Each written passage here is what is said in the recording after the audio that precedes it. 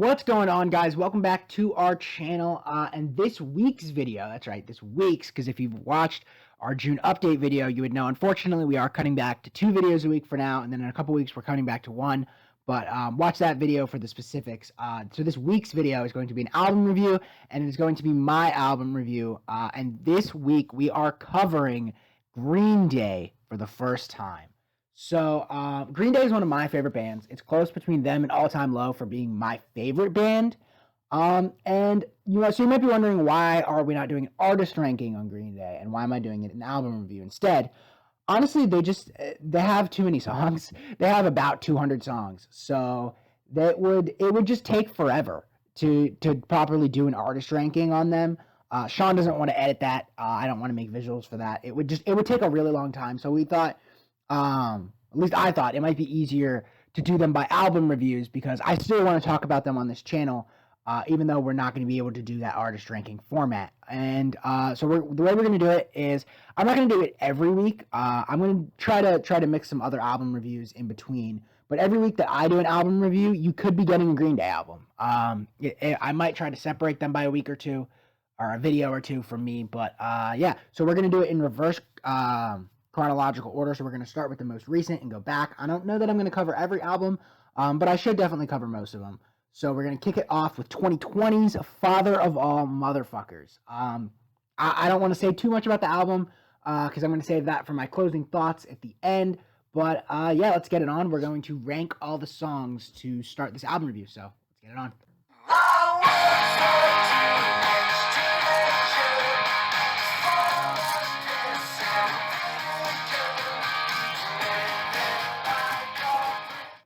In last place, at number 10, it was never a debate for me. I was a teenager. This song didn't really click for me from the start. I don't really like the, slowed down. There's, no instrumentals, and there's, some effects on Billy's voice in the verses that I don't really like.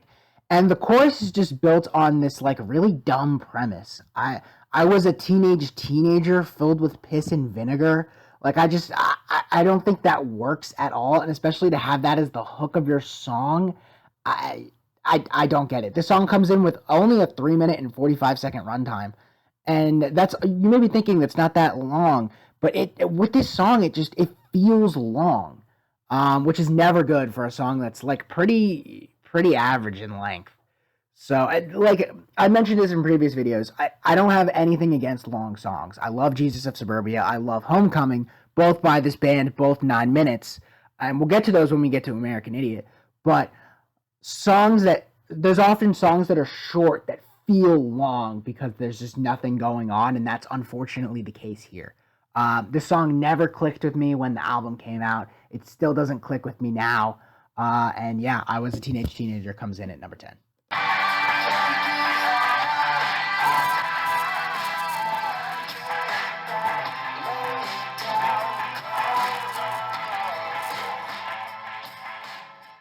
Coming in at number 9, we've got Junkies on a High. This is another one that didn't really click with me when the album first came out, and it still doesn't really click with me now. This is a perfect example of a song that's not that long, that I was just talking about, that feels long. It's 3 minutes and 6 seconds, and it just drags on. Nothing happens in this song. It's really quite unfortunate. The verses are kind of boring. That first verse just kind of drags on to the part where you think that you're going to get the chorus, and the chorus doesn't come, and then they just go back to another verse, and then the chorus does come, and when it does come, it's a little underwhelming as well. These two songs, I Was a Teenager and Junkies on a High, both never clicked for me. I was always, whenever they came up when I was listening to the album the first time, I was like, this song, they both just drag on. And yeah, there's nothing happening in this song, so that's why Junkies on a High comes in at number 9.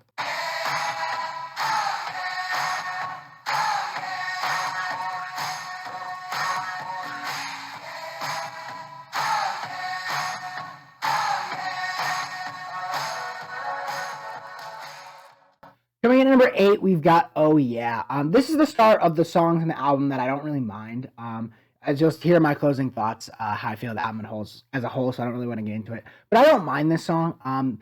I think Billy's voice sounds really good on the verses. When I was literally listening to the recording of this song that I just put in, I was like, should I move this up? And I was like, nah.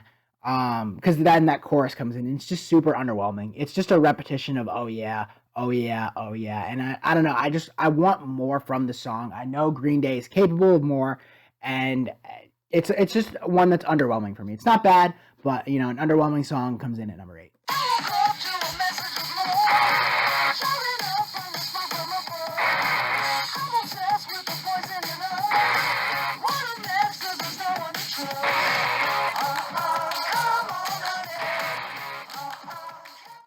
Coming in at number 7, we've got Father of All. It's the title track on the album, and let me tell you, when this song came out, I hated it. I was so disappointed. I was like, what is happening here? I don't like those vocal effects on Billy Joe Armstrong's voice at all. I didn't like them then. I still don't like it now. This song has grown on me a little bit. I like the pre-chorus and I like the chorus because at those points in the song, he's really singing, not in whatever high-pitched register the other parts of the song is in. So the verses really hold this one back, but the groove is nice, and those parts of the song that I mentioned where Billy Joe actually is singing do sound good. So that is ultimately why I did move this song up. I didn't move it up. I had it here originally, but this is why that song did end up growing on me from a song that I honestly couldn't stand at the start. It was the lead single for the album. And like I mentioned, it was disappointing, but I don't think it's bad. It's just Green Day has so much better to offer, and whatever high notes, whatever that high part was in the verses, Billy Joe cannot. Please don't do that again. Your voice sounds so much better when you're not doing that. So yeah, Father of All comes in at 7.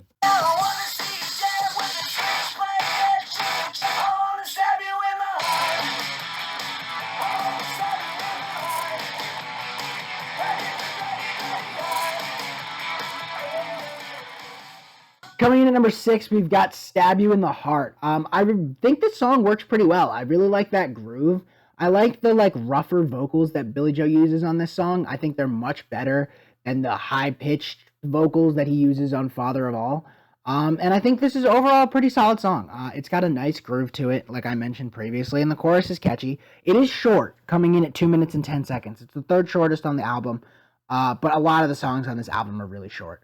So, I want to hold that against it, but at the same time, I really can't because there's so many songs on the album that are short. It's actually the 4th shortest on the album. Sorry, I'm looking at it all right now. But yeah, it excels in a couple things. It doesn't really do anything bad, but it doesn't really do anything to stand out either. So I figured, number 6, kind of in the middle ground, would be a solid spot to put it. So Stab You in the Heart, number 6.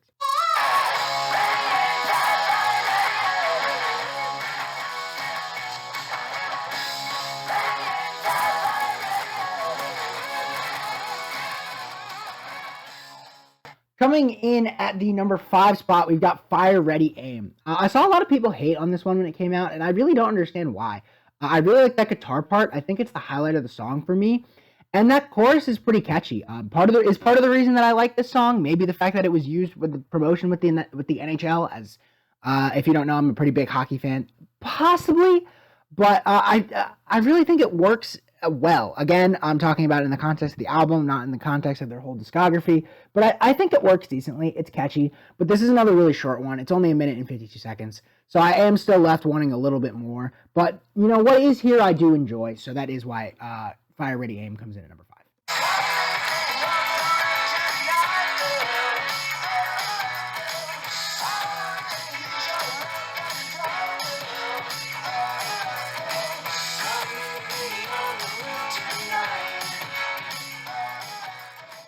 Coming in at number 4, we've got Meet Me on the Roof. This is another song that I've seen a lot of people hate on, and I don't really quite understand why. I don't think it does anything bad. It's got a nice little groove to it, and I think it works pretty well. Complaint-wise, I don't really have anything. I just prefer a couple other songs on the album. But it's a solid song. I don't really see where the hate for this one comes. Those guitars are nice. The drum beat is really nice as well. I don't know. I just don't see the complaint. I definitely do agree that Green Day has better to offer, but do they really show that on this album? They do because this is at 4, but there's a lot of weaker songs on the album. So In the context of the album, it comes up here at number 4. It's a decent song.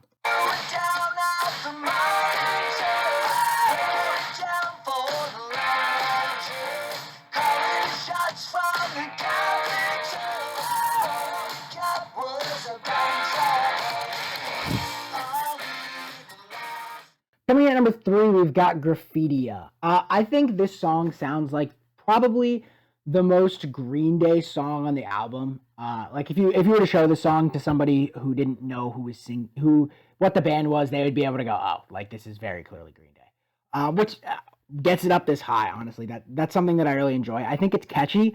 Again, I do think Green Day have done better, but this is another song that's solid. It definitely was a stick out to me from the jump on the album, as the album has a lot of songs on it that you're like, really? Like, this is a Green Day song? Like, as much as I love it, not love it, as much as I enjoy it, Meet Me on the Roof doesn't really give that, like, typical Green Day vibe, as a number of the lower songs on the list don't really either. But this one does. It comes back to that Green Day vibe that you know and you love. You know what you're going to get with Green Day. And it's an enjoyable song. So, Graffiti comes in at number 3.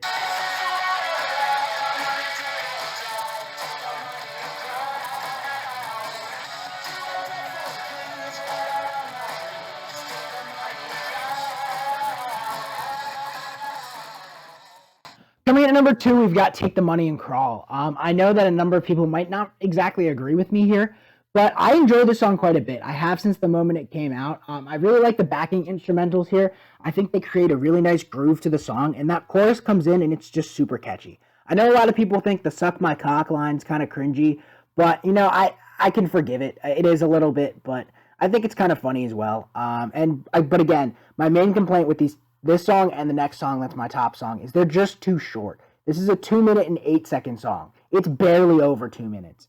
Like, you can add another verse here, and I think this song still would have worked well. But that chorus really is the highlight, and what makes me keep coming back to this song. So, one I enjoy quite a bit, Take the Money and Crawl, number 2.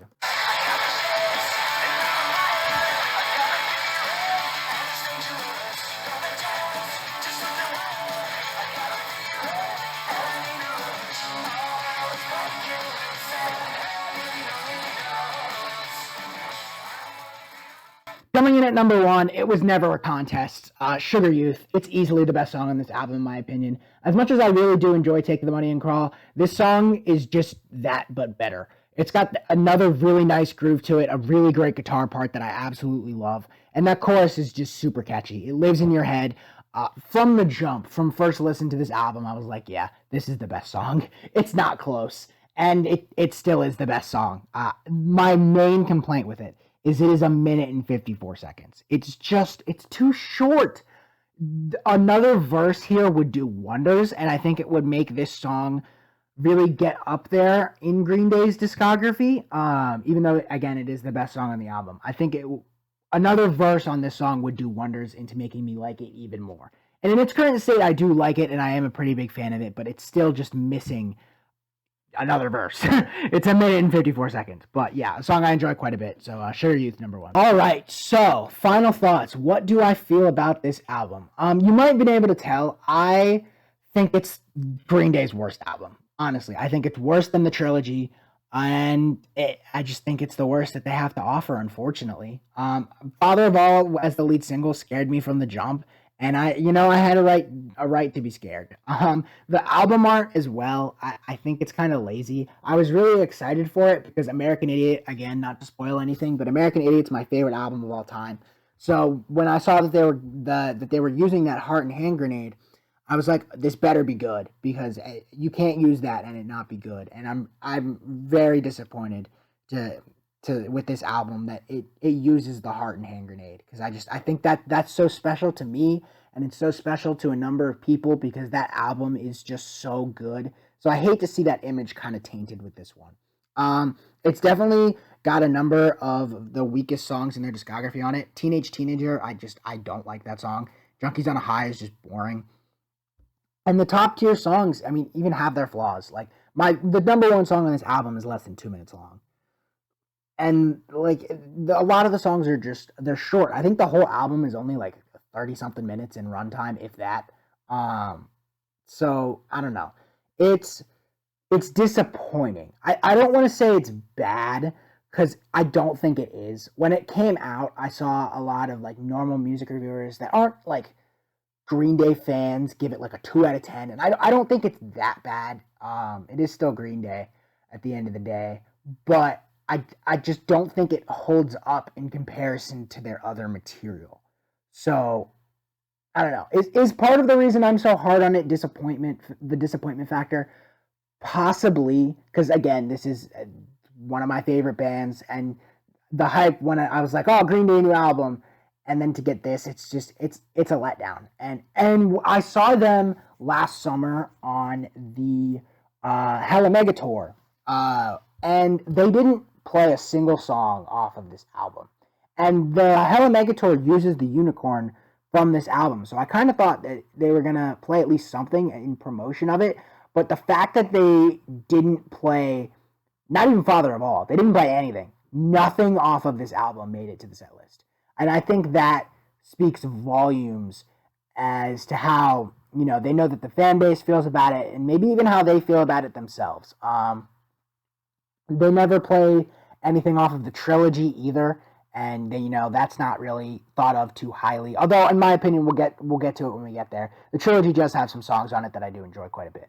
But, they didn't play anything off, they never play anything off that, and I think, unfortunately, this is going to go down in that kind of trajectory where this album just kind of exists. They kind of try to forget that it exists. They don't really play anything off of it, which is kind of unfortunate because I feel like given another verse or something, Sugar Youth could really be a top-tier song.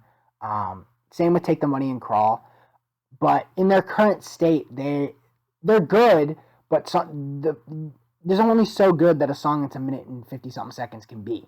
So, yeah, as for a number ranking, if you haven't been watching my other album reviews, I gave Tickets to My Downfall by Machine Gun Kelly a 10. I gave the Ian Dior album On to Better Things and Mainstream Sellout both 6s. So what am I going to give Father of All Motherfuckers? Maybe a 5? Yeah, I know, guys. It doesn't sound like they're my favorite band, but they are. Them and All Time Low. But I don't think I can give this album higher than a 5. Nothing really stands out as that kind of good. It's only 10 songs. It's 30-something minutes long. I don't want to say nothing stands out as that kind of good. Sugar Youth is great. Take the Money and Crawl is great. I enjoy those. But that's about it. That's about it for really top tier songs. And then you've got 2 complete bottom tier songs. And I Was a Teenager and Junkies on a High, and a bunch of in the middle. So I can't justify giving it any higher than a 5. So yeah, thank you all for watching. I hope you enjoyed. I cannot wait to talk more about Green Day and get into albums that I like a bit more. So next, since we're going backwards, we're gonna be covering Revolution Radio, and I cannot wait. That is an album that I am a really big fan of. I have it on vinyl. It hangs on my wall. So that's a little spoiler for how I feel about that one. But so I'm happy to share the next video will be more positive than this one. But yeah, I hope you all enjoyed. Drop a like, drop some feedback if there's any album that you want me to hear, anything you think that I should talk about, any artist you think I should hear. And yeah, that's been it from me, and peace.